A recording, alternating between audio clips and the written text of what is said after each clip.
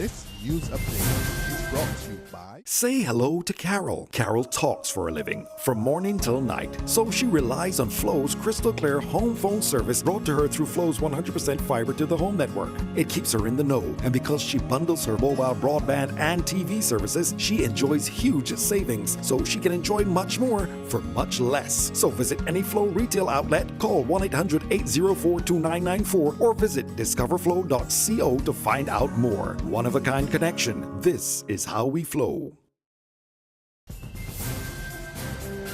It's Tuesday, April the 12th, 2016, and this is your Barbados Today morning news update. I'm Emmanuel Joseph. Thanks for joining us.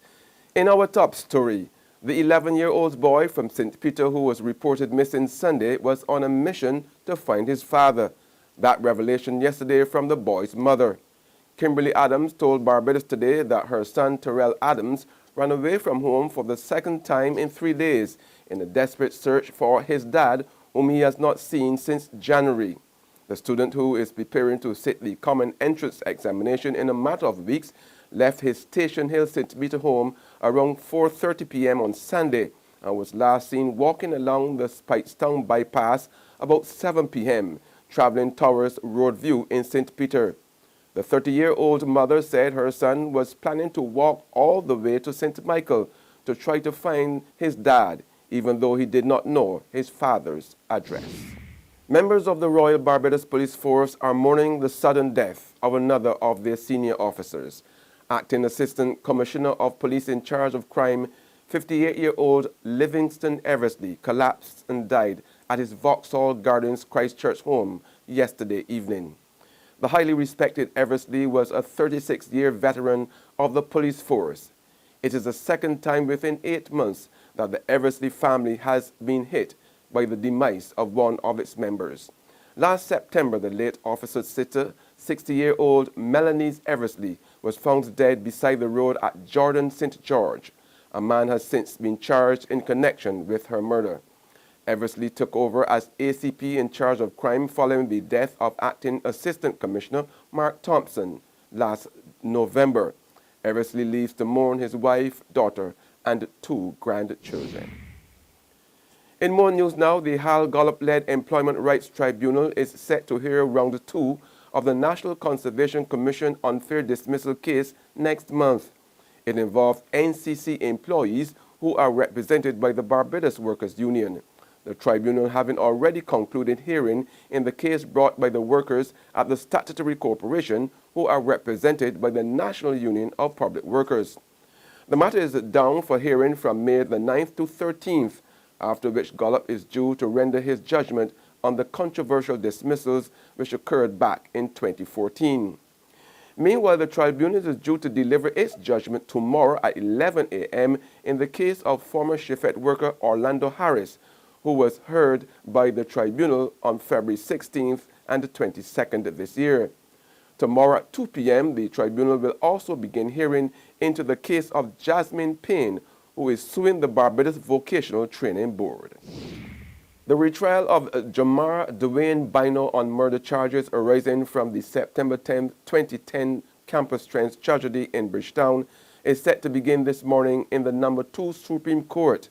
6 young women, Shara Griffith, Kellyanne Welch, Pearl Cornelius, Kelly Shaw Olivier, Nikita Belgrave, and Tiffany Harding, perished in a fire at the former Tudor Street boutique following an alleged robbery. Bino, who faces 6 counts of murder, originally went on trial before Mr. Justice Randall Worrell 2 years ago, but the case was declared a mistrial when it was into the 6th week. Madam Justice Michelle Weeks will preside over the matter this time around, with Principal Crown Counsel Alliston Seal again as the prosecutor. Bino is again representing himself in the trial, in which around 40 witnesses are expected to be called. Flame Gospel Awards triple winner and Artist of the Year Nisha Woods is describing her latest achievements as sweet. Nisha, who received her prizes at the Flame Awards presentation and concert last Saturday night at the Lloyd Erskine Sandifer Center, is even more delighted knowing she experienced a challenging year by not having the benefit of a manager. However, she is confident these awards will boost her gospel music ministry especially on the regional and international markets. I think it will help tremendously because I think sometimes as artists we don't realize that sometimes persons only book you outside of Barbados when they understand that you have won an award. In that regard, people don't even care sometimes what your award is, but once they see a award winning, they will book you because they already say, you know what, you're good enough to win an award in your country. So you are worth looking at, your worth considering, your worth bringing to their country to minister. So I know that even after winning the Barbados Music Award, that as well boosts my ministry. So I know that this as well will help to carry it further, the Caribbean and the international countries as well. In sports now, tickets to watch Premier League leaders Leicester's final home game are being offered for £15,000 sterling a pair through an online resale website. The May 7 match against Everton, which could see the Foxes become champions, sold out in 90 minutes yesterday. But within hours, individual tickets were being advertised for more than £3,000 sterling each, and a pair for much more. The club said it would take action against any ticket touting or attempts to resell tickets above face value. Leicester are 7 points clear of nearest rivals Tottenham with 5 games left. They have already secured Champions League football and need 3 more wins to guarantee the Premier League title. There's regional and international news after this short break. The 50th anniversary of Independent Secretariat and the National Cultural Foundation proudly present the theatrical production From Bossa to Barrow and Beyond. We are not slaves. Saturday, April 16th at 6:30 p.m. at the historic Golden Grove Plantation.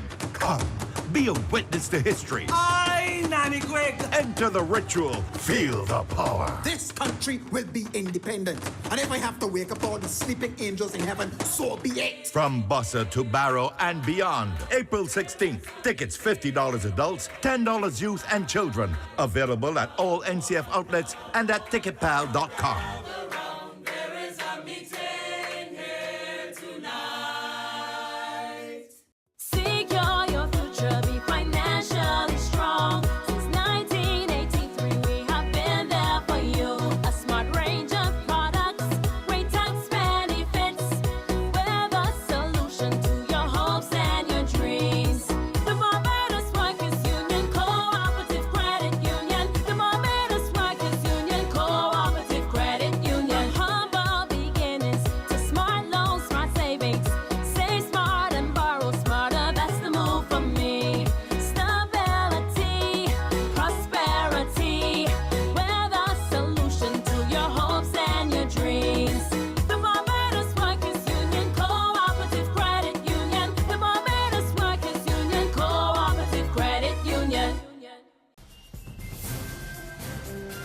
Turning now to news from the region, and a murder that's sure to tarnish Trinidad and Tobago's name abroad again.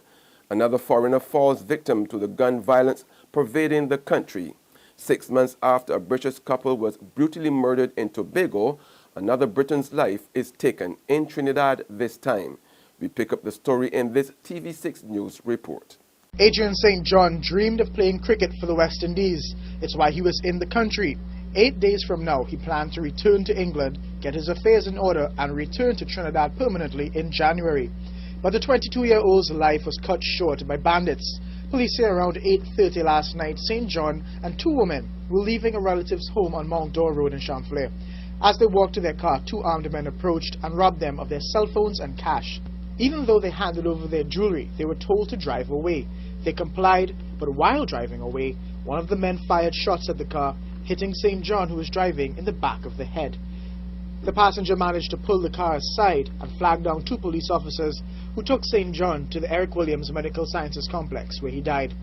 Relatives at the Forensic Science Center say they had very little information about what transpired last night. St. John was born in the UK and moved to Trinidad as a baby. He returned to the UK when he was 7 years old.